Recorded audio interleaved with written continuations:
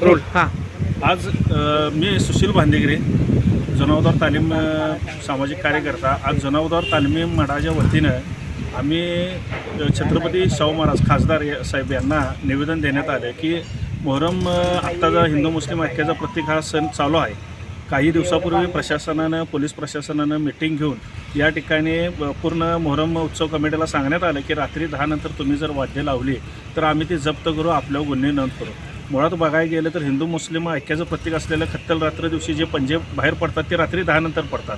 त्यानंतर ते बाबूजी माला असतील, घोडंपीर असतील किंवा बारा इमाम या ठिकाणी भेटीगाठी घेतात। हा कार्यक्रमाचा कालावधी रात्री 10 ते 2चा असतो आणि 10 नंतरच वाद्य वाजवले जातात। तर मुळात आमचं काय म्हणणं आहे की बाकीचे जे हिडीस वाद्य असतील त्याला तुम्ही बंदी घाला, पण पिराच्या पड्यातलं जे पारंपरिक वाद्य आहे ते तुम्ही या ठिकाणी चालू ठेवलं पाहिजे। या संदर्भात आम्ही आता श्रीमंत छत्रपती शाहू महाराजांना निवेदन दिलं आणि कलेक्टरांशी बोलून त्यांना आम्ही मुदत वाढ द्या या संदर्भात, वेळ वाढवून द्या या संदर्भात आम्ही कलेक्टर साहेबांना पण आम्ही आता निवेदन दिलेलं आहे। तर आमचं म्हणणं आहे की कुठेतरी या सणाला बाधा लागू नये।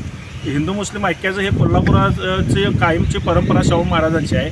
शाहू महाराजांनी आत्तापर्यंत जे मोहरम पंजे स्थापन होतात त्या ठिकाणी स्वतः भेटी दिलेल्या आहेत, गलेब चढवलेला आहे, चादर चढवलेली आहे आणि अशा ठिकाणी जर वातावरण बिघडवायचं काम प्रशासन करत असलं तर ते खरोखर चुकीचं आहे। तर आम्हाला कलेक्टर साहेबांनी 10 ते 12 या वेळेत तर पारंपरिक वाद्य वाजवण्याची आम्हाला परवानगी द्यावी ही कोल्हापूरच्या मोहरम उत्सव कमिटीची मागणी आहे।